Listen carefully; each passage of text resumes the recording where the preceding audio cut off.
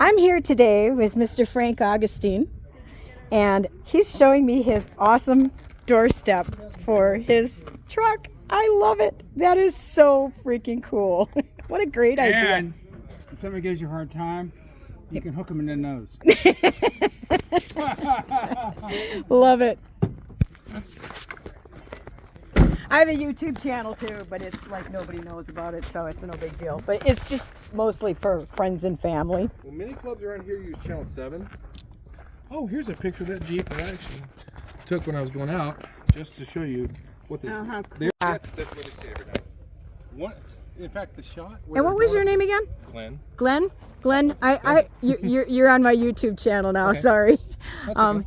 We're here at the Don's Camp, and we're just seeing people that we've seen on the Lost Dutchin Adventures, Legends of the Superstitions, and Wayne Tuttle and Frank Augustine and all them guys, and it's very cool. It's very awesome to me. I'm kind of starstruck, but not because of the show version of you guys, right, but because of meeting people that know the history here. That to me is phenomenal. So, and I'm here with my new friend Carrie. Hey Carrie. Hi. the thing about the shows and all these, the folks that are here know real history. Right. And you will learn about that tonight. Right. And that's what I want to do. So yeah, I mean these folks, you have to listen to them closely, because they'll give little tidbits away here and there. They're not going to give the whole story. Yeah, I don't. They're still looking for things like the Defrazia. I can't remember the word of it. There's some paintings. Oh yeah, the Defrazia. Yeah. Still being hunted. Yep. They have good information of where stuff is. They just haven't made it there yet. I'm not here because I want to find a gold mine or treasure. I'm here because I want to listen to the history. And you will hear that. There's a lot. The collective knowledge of these people is absurd. Right. As I was talking to Wayne earlier today, he can't really all the time recall all of his nieces, nephews, grandnieces, grandnephews, and such. But his wife comments, you can remember some guy from the 1800s that knows every detail about his life, but you can't remember your own family members. Right. Yep. Well, that's how it is. These guys have so much institutional knowledge floating in their heads that the loss of one is the loss of a generation. Right. And that's what makes me sad, especially with this whole regional park thing coming in here. It's just making me nauseous. Just a bunch of van lifers that are going to stay out there for the winter or whatever. I'm a lifer. I'm an RV lifer. Yeah. Well, it's RV, not van life. Right. Different story. True. Retired RVer, that's a different story than a van lifer. Right. But these guys, they've done this. We've lost, with Tom Cullenborn passing away a couple of years ago, we lost a lot of intricate knowledge of these mountains, because he ran cattle in here. Right. So he ran them through the soups. I've always been fascinated by that ridge line up there, the way from far away, how it looks like almost like a staircase going up the side of the mountain. Oh yeah, I know what you're talking about right there. Yeah. There's another one around the corner a ways, but if you really look close along this green belt here, you'll find a tripod that's still up there. I see it. The firewalls. Yeah, I see it. Were you here for the firefall discussion? No. So they used to do firefalls that Don's Camp did for their treks. Every year they'd have this trek, which was, basically talking about and extending the legend and lore of the superstitions. Right. And throughout the day, they had these treks kind of thing going on. Throughout the day, though, they'd be loading charcoal up into this huge steel bin that they had to build up there. I'm not sure that tripod's going to get on this phone, but I see it right there. Yeah, it's very hard to I see it, but I don't know if it's going to pick up on the video. But they would carry up, on a rope, on a windlass rope, basically. They carry up and keep adding charcoal throughout the day. Well, in the evening, they would knock down this one bucket. They would just get the air stirred up. Yeah. And then they had this 16-foot wide bin of charcoal up there that's probably 3,000 pounds of charcoal by this point. Wow. They would dump it down the wall. Oh, cool. And for about 10 to 15 seconds, it would just sound like a train, but with this fire coming down. Waterfall. You think of a waterfall, but that a fire. would be amazing to see. They can't do it anymore thanks to the permits and such. Oh, But bummer. they never had an incident. They always station people for fire and such like that. But see, this is a fascinating new bit of information to me out here, you know. I love that. Go talk to Wayne about the waterfalls, or go talk to oh gosh, I forgot his name, but he's in the Red Dawns of Arizona shirt. Okay. Talk to those two about the firefalls. They'll give you all the backstory. It's actually really, really super interesting. I have never seen it in person. It ended before I started coming, but I've seen the video. There's a YouTube on Wayne's video, on Wayne's YouTube. Oh, I'll have to There's look a for video on that. there, I'll have to look for that. which he never says the name of, surprisingly, if he wants to promote it. But there is a video that shows the entire trek plus the finale, the grand finale of the firefall. That's cool. My goal is to find out when the hikes are going to be tomorrow, because I'd love to come out here and do a hike, but I'm not a morning person. That's my problem. Well, guess what? Then you're not going on the hike. Bummer. Because these are old people. They're going to go out early and come back early because dinner's at like 3. Yeah, I'm not that ain't happening. But no, the thing about it, though, is to get to that spot, it's about a 3-hour hike. That's cool. So To get to that? yeah, Wow. yeah. No So way. they come in from over there. Oh, They wow. go up over here, go around the backside, and come in from the east to the west. Holy to get there. moly.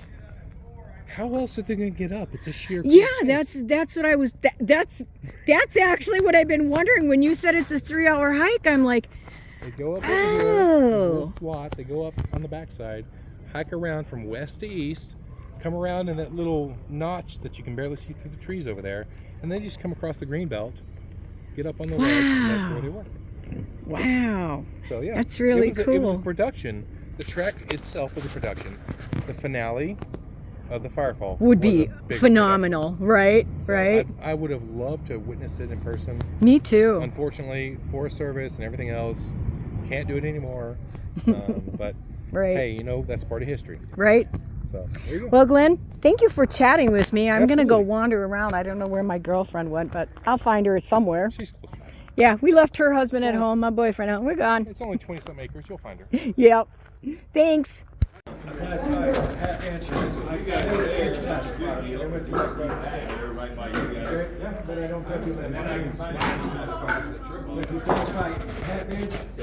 you have a lot better go because you're 1/4 or 1/8 inch. And right there you have Woody. Half inch, and you have a lot better go recovery. Because some of the rocks that hold sticks to will fall through. It's ain't much easier to classify. Do you have a rocker bottom on yours to make it easy to rock? Good man. What I do is I take And there's Sal Delgado.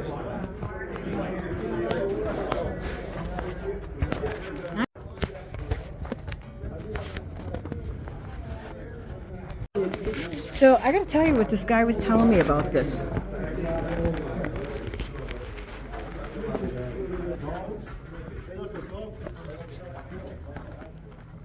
So if you look at that green belt that's running across there, do you see the tripod that's up there? Yeah.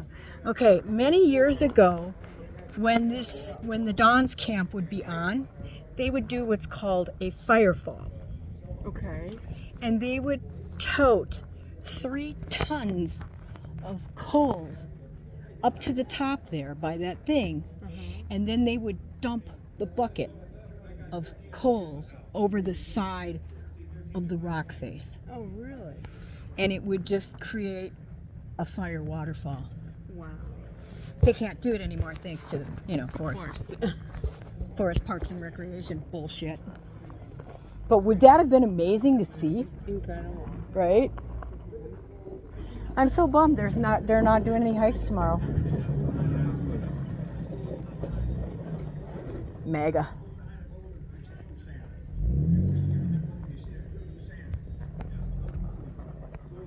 This guy, this old guy over there talking, he's like the most well-known gold panner in Arizona. Oh, really? He's been doing it his entire life. His name is Woody. So you can come up here. You can't And get you here can when set a tent up in these buildings? Because over here, we've got tents inside the building, which is that's smart. when because then you when don't the worry camp about is the- open. Oh, okay. See, it's only open for special events. Ah. It's not open year round. So you can't whenever. Right. But I had my little excitement for the day. Right. I had my little excitement for the Starstruck. fucking year. Starstruck. Starstruck, yes. Losing my mind.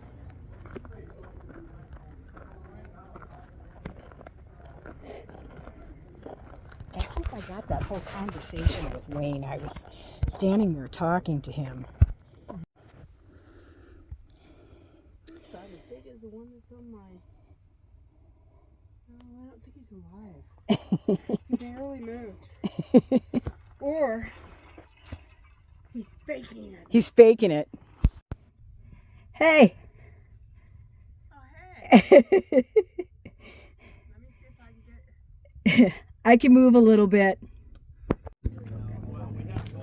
So, not only has our day going to visit the Lost Dutchman Rendezvous turned into a really cool day, but now we come upon a Mufon boot camp. Literally, Mutual UFO Network boot camp. I have had like a spectacular day. This is crazy.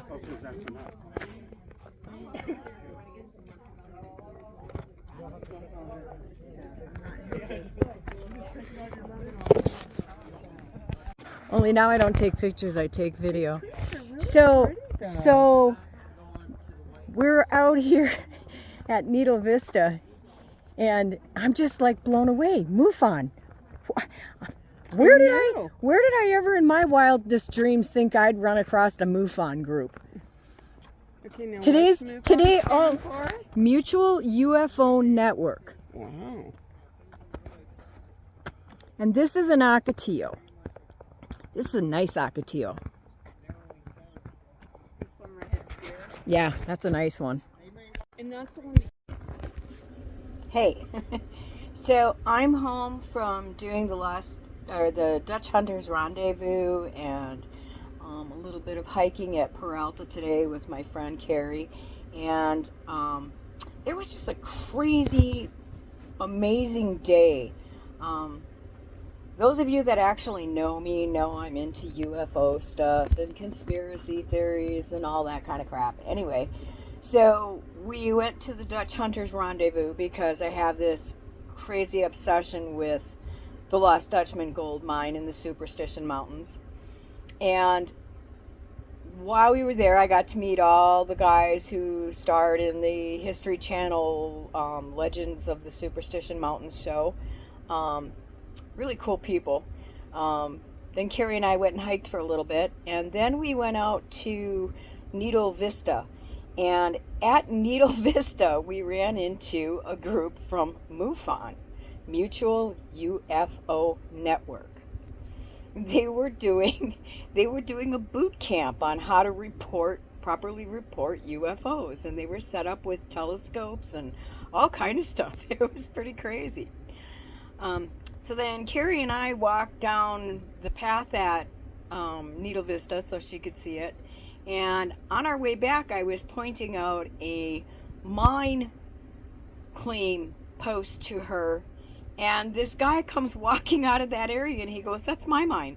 I was like, how crazy is that? So I met some very cool people today. It was pretty crazy, pretty fun.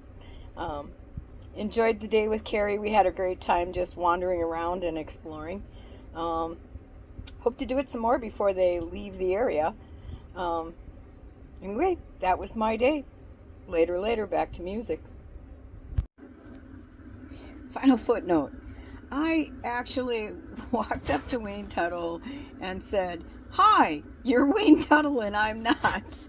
And had quite a conversation with him, and apparently it didn't record, and I'm really bummed about that. But hey, Wayne, it was a pleasure meeting you.